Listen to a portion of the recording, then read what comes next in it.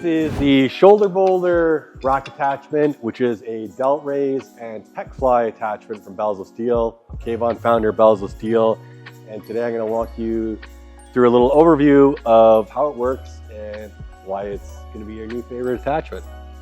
So these Delt Raise machines and attachments have kind of become quite popular in the last few years, and so I knew we got to have one for our racks. And what I wanted to achieve with it though was something that was both like pretty lightweight, like easy to get on and off the rack and adjustable, as well as to have the arms to be able to put them in different positions, which a lot of them don't have. And there's an argument to me that you don't need them, but my training with this and being able to get it exactly into the position that's right for my body or right for the exercise, because you can do front raises, side raises, rear delt raises, pec flies, and I'm sure you're going to figure out some other ones along the way. So there is, like, I think that adjustability is an important factor to them. So you got the adjustable ability there, you got the swiveling arms here, and then you got the plate loaded system on the back, and this is a full bearings setup. It's not just like a screw knocked into here or a bolt knocked in here and it just rotates off the bolt. It's got full bushings in there, and it is like very smooth and better quality than just had I gone like the bolt route, which, you know, is an option if people don't care. And some of the things that I've been experimenting with is different heights. So I've set this one quite high, and you can definitely set it lower and find what works for you. But I set it up higher in this case just to show you, because I really like the strength curve when it is set up higher and you're kind of starting a bit of a higher position. So, I mean, to get into like that strength curve, like why use this instead of just doing, you know, cable raises or dumbbell raises? And to me, it's all about that strength curve. I think this is my favorite of the bunch. I like it more than doing raises on our cable tower. I like it way more than dumbbells. I think dumbbell raises are not my favorite. And I think just it's that really good tension and resistance curve, and it's just like a great pump and comfortable, and not like, I don't know if you're ever doing like a heavy dumbbell fly and you're just kind of like, you know, trying to chuck it up, and it's a little bit awkward. And then you got that, like, all that force coming down, it's much more controlled, and yeah, I really love it. I think it's one of the coolest attachments we've come out with in quite some time. So just give you a quick demo of it. Again, this is set up high. So this is just the side delt raise, and you can see, so one of the reasons why I like it high as opposed to like lower is if you get it really low, and you can see here, that plate is kind of capped out right at the top there. And if you set lower, then you start actually getting a little bit of resistance on this end, and it's going to hit the safety there, right? So that's why I like setting it a little bit high, but you can set it wherever you like. And yeah, I love the rotation on these handles, really good resistance curve on it. And they just give you, show off like how it actually goes in.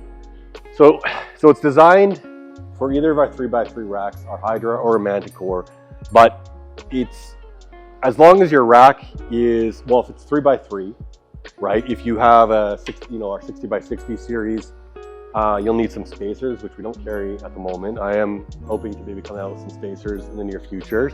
And we do work to port everything to our 60x60 series, or our OG racks.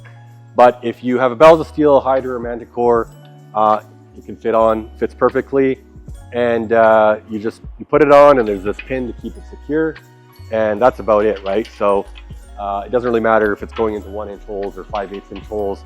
One thing on the Hydra, because there are less holes on the side, and this does require to be pinned in this side and then secured this side, you must have both in when using it to secure it. So the Hydra, of course, less holes on the side, so less variety.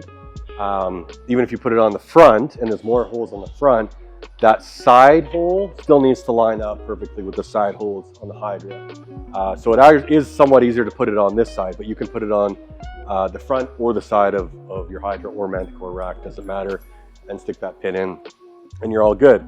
So yeah, I'm going to, let me do a couple more reps on this, and maybe get like a close-up, and you can kind of see like the bearings and whatever as I'm going along. And then I'm going to set it up into a couple different formats. I'm going to set it up into a rear delt as well as a Pec Fly. Oh, and then the next thing I'm going to show you is how to do a Pec Fly on here. So I'll switch it over to the Manticore so you can see how it fits on the Manticore as well. And one of the things you need to do, I was talking earlier about the height and getting that strength curve right. And because if you get these plates going too far this way, you're going to lose that tension and they're going to kind of flop over. There are safeties, but it's still awkward. So I got this basically as low as I can go while I can still fit my head clearance and put the arms up. And yeah, let me give you a quick demo.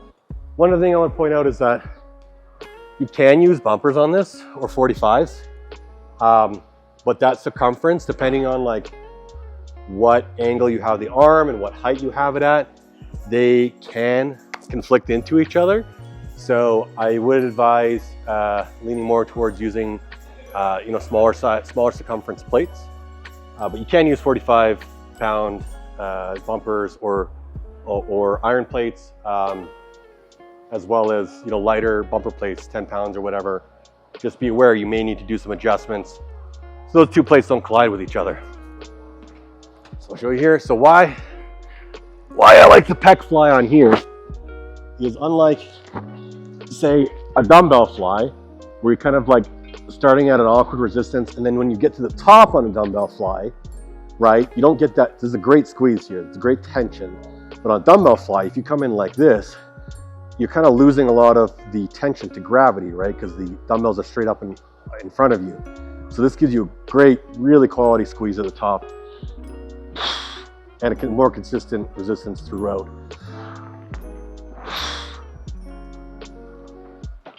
And then you can just drop it at the end. Unlike dumbbell flies where dumbbell presses, you gotta throw it on the ground. You just drop it on, and it's a really, really good Pec Fly. I'm not a big Pec Fly guy, dumbbell Pec Fly. I've always found them very awkward, and so I think it's like a perfect way to do flies. Now I'm going to show you how you can do rear delt flies. I'm going to do them with the seal row pad. I think you could cook up a way to do it without it. You could probably just bend over and do it in a similar position, but it's certainly a lot nicer. So yeah, give you a couple rep demo.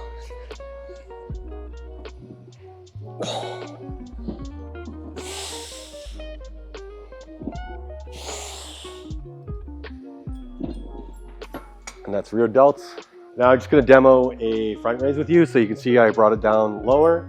So the resistance curve will be better for front raises. So yeah, let's give you a couple reps.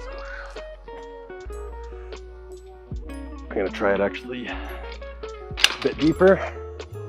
Start with tension on and then go up. Front raises. So this has been an overview of the shoulder boulder. I can't wait to see it out in the wild with all of you and getting creative and doing even more variations than I've come up with. It certainly has a lot of creative potential in it. And if you want to buy yours, just click the link in the description below and let the gains begin. All right.